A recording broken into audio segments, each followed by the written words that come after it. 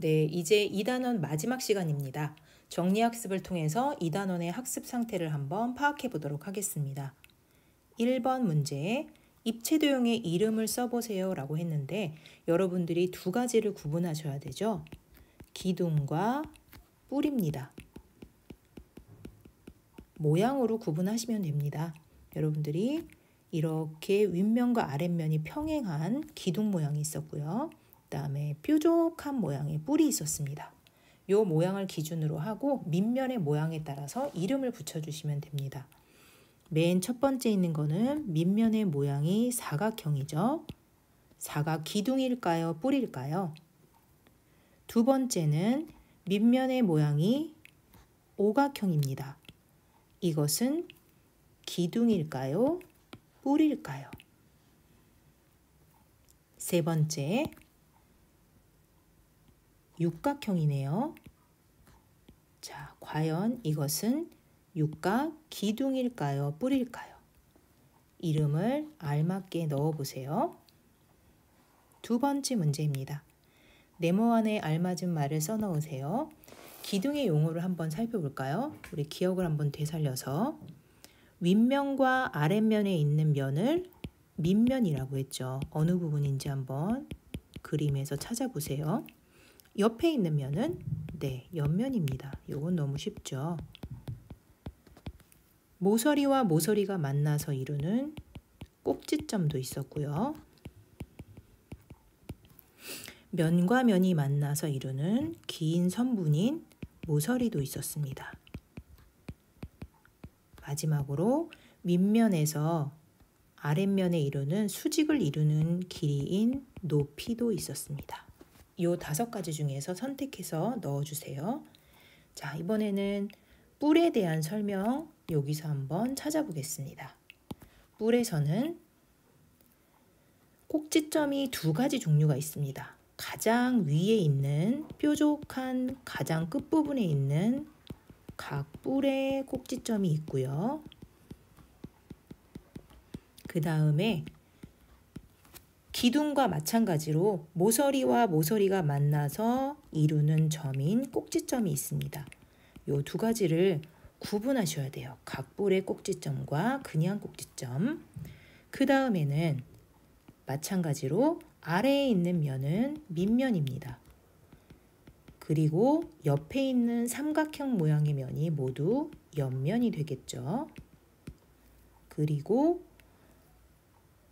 모서리와 모서리가 만나서 이루는 꼭지점 말고 면과 면이 만나서 이루는 모서리가 있겠죠. 그러면 하나, 둘, 셋, 넷, 5가지가 있고요. 높이가 있었군요.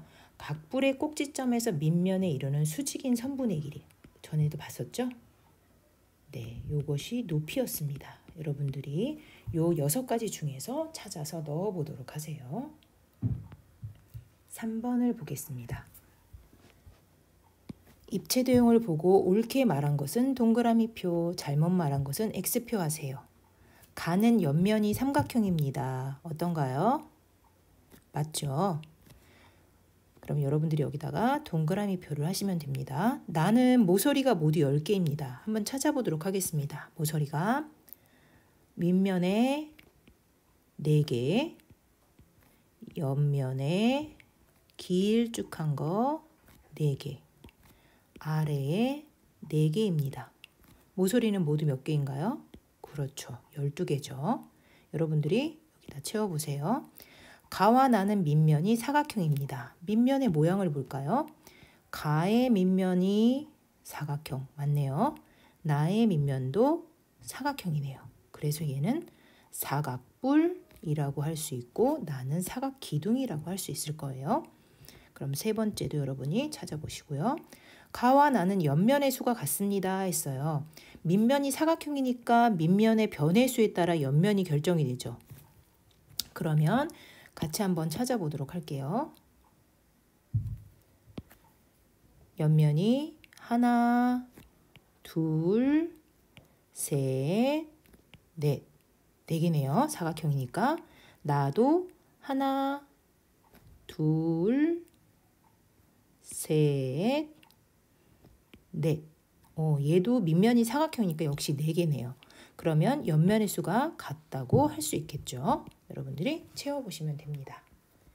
이제 4번으로 가겠습니다. 4번엔 전개도인데 요건 여러분들이 굉장히 상상력이 좀 필요해요.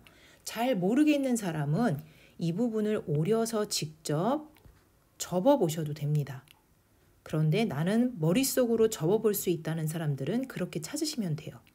그리고 여기서 힌트가 될 만한 것이 있는데 사각기둥입니다. 여러분 사각기둥은 면이 몇 개일까요? 면의 수. 기둥이면은 윗면과 아랫면이 있죠. 그럼 밑면이 몇 개예요? 2개입니다. 옆면은? 그렇죠. 옆면은 사각형이니까 4개입니다. 그래서 면의 개수가 6개여야 돼요. 그러면 가나다라 중에서 일단 면의 개수가 6개가 아닌 것은 제외해 두시면 됩니다. 그럼 아마 하나가 제외가 될 거예요. 그런 다음에 접었을 때 면이 겹치는 것들이 있어요. 여러분들이 쉽게 하려면 밑면을 하나 정해두세요. 선생님은 이 부분을 밑면으로 하는 것이 좀 쉬울 것 같아요. 이 부분을 밑면으로 접어보시고요. 여기서도 얘를 밑면으로 해서 접는 걸 상상을 하세요. 여기서는 얘가 밑면이 되면 좋겠죠? 라에서는 요 면을 한번 밑면으로 생각해서 접어보도록 합니다. 그러면 옆면의 날개에 해당하는 부분은 이것과 이것이 올라올 거고 얘와 얘가 올라올 겁니다. 여기서도 옆면 날개가 이렇게 접힐 거예요. 여러분들 상상이 되나요? 그리고 저 접었을 때 마주보는 면이 아마 요것과 요것이 아마 마주보게 될 거예요. 정확하게 마주보진 않지만 이거는 약간 비스듬한 도형에서 완전 마주보진 않습니다. 얘와 얘가 마주보게 될 것이고 얘와 얘가 마주보게 될 것이고 요것과 마주보는 면이 어디에 있어야 되겠죠. 접었을 때 면이 2개 겹쳐지는 것들이 있어요. 그것들을 제외하시면 됩니다. 그러면 여기에서 여러분들이 2가지를 맞는 전개도로 찾을 수 있습니다. 여러분들이 한번 해보시고 안 되면 어떻게 한다고 했죠? 직접 오려서 해봅니다. 직접 오려서 최후에 안 될 때는 그렇게 하시고요. 선생님이 준 힌트를 이용하시면 됩니다. 접었을 때 겹치는 도형도 제외합니다. 그럼 이제 5번으로 가보겠습니다. 전개도를 접었을 때 만들어지는 입체 도형의 이름을 쓰고 이유를 써보세요.